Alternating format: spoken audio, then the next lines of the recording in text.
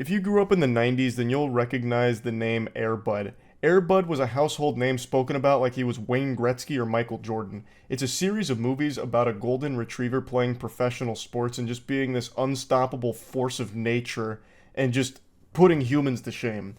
This was during the period of time where every family movie was about talking animals or animals doing wacky things. It felt like every family-friendly flick from Hollywood was written by Tom Bergeron from America's Funniest Home Videos. It always revolved around animals.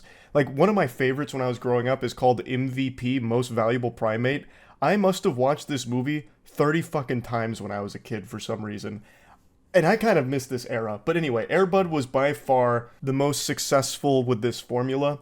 And the other day, a video clip from an Air Bud movie kind of popped off on Twitter and I saw it. And I felt really nostalgic. So I went back and watched it. Air Bud Golden Receiver. It's about Air Bud getting a starting spot on a Pee-wee football lineup. And it's a pretty interesting film.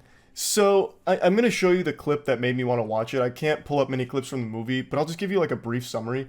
Because watching it now as a fucking 30-year-old man, it is just like an outrageous concept that this was kind of the norm for movies back then. And I know it's not that much different today, but as a kid, I never even stopped to question it. I remember being a kid thinking, well, they're making a good point. There is no rule that says dogs can't play football. But anyway, spoiler alert, the clip is from the championship game here. This is for all the marbles. This one's taking home the prize tuna here. The biggest possible fucking football game that the school has ever seen.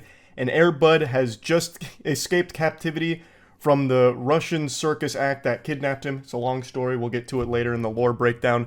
But anyway, Air Bud is now in the game, bringing them into a triumphant comeback when tragedy strikes. They're going to need another touchdown in order to win.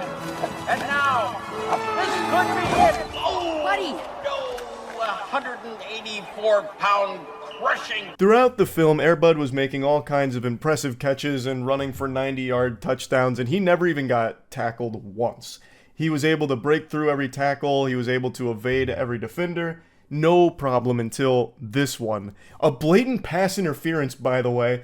So they throw him the ball. As the ball's in the air and Air Bud's looking to make a play on it, he just gets absolutely fucking clobbered. Walloped by the linebacker here, who just pancakes him. Which, in hindsight, I really should have expected to see more of that, but even when watching the movie, I didn't even stop to question, like, I can't believe he hasn't been tackled. I just accepted, like, damn, this is a really talented athlete out there. But then he gets tackled, and then it was like this eureka moment, like, you know what? This absolutely would have happened sooner if they had him running like a cross route or something. Like, if he was doing, some kind of, a hook play, a screen pass, like something. Like, the dog certainly would have been tackled before this. But anyway, you have to suspend disbelief here. I don't know why I'm trying to logically break down a fucking Air Bud movie where a dog is playing football here. But he gets potato sacked, and he gets injured. And this is like a shocking moment that I know as a kid probably affected me emotionally, traumatized me, because you hate to see animals getting hurt like that on the big screen. Tackle by Tyler, and Air Bud is down. Teammates rushing onto the field now, trainers. Air Bud, we see movement. That's all right, don't worry, I'm all right. Get the dog. Excuse me. Coming through. Yeah. Now I want you to pay very close attention to the coach during that scene. I'm going to replay it for you in a second. He's in the blue jacket. Now I know it's at negative 140p quality. It's very pixelated. It looks like you're looking at a picture of Sasquatch through a fucking kaleidoscope. There's nothing I can do about that. I can't show a lot of clips from it. I actually tried to screen record it when I watched it on my own, but then I thought that this would probably be an illegal gray area, so I'll just take the one that's already uploaded to YouTube. So anyway, the coach in the blue jacket, watch him again. Tackle by Tyler, and Air Bud is down.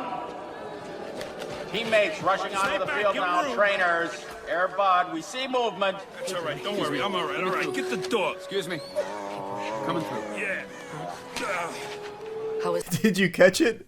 So as the coach is jogging over to Air Bud, he loses his balance like he got hit by a banana peel in Mario Kart, and his leg gets caught under his ass. So his ass cheeks suffocate his leg and pin it there for a second, which is extremely dangerous. So he ends up going like that, lands on his leg, and I have no doubt he tore his meniscus, his ACL, his DVD, his BBL, his NBC. Like, everything in his knee blew up, I have no doubt at all. And they used that take. So when they cut to Air Bud on the ground and them going over to comfort Buddy, you can still see the coach struggling to his feet as everyone else is trying to lift him up. And for some reason, they decided to dub over it. So they did, like, pickups on it, like an anime dub. And he's like, all right, get the dog. Like, they could have just reshot it where he doesn't fall over, because that's definitely not in the script. It looks like he genuinely fell over and hurt himself and couldn't get back to his feet, so he kept, like, waddling and stumbling around. It is fucking beautifully chaotic. I don't know. Is he okay? Just hang on. He's not sure yet.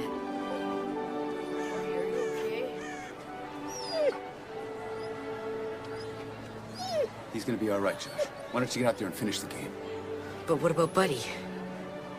It's okay. I'll take care of him.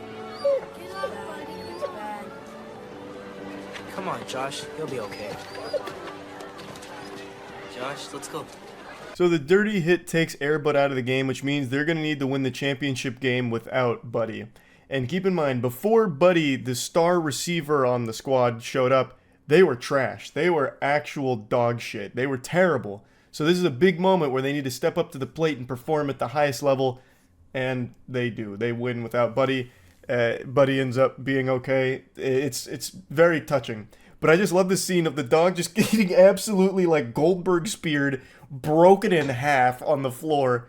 And they're like, oh man, geez, alright, well, we're gonna go back and play the game. Good work out there though, buddy. Hopefully it's not too bad. But anyway, that was the whole scene there that reminded me, you know, Air Bud was kind of an interesting series. I wonder how it's held up. So I went and watched this movie, and it hasn't held up extraordinarily well or anything. It's an odd film.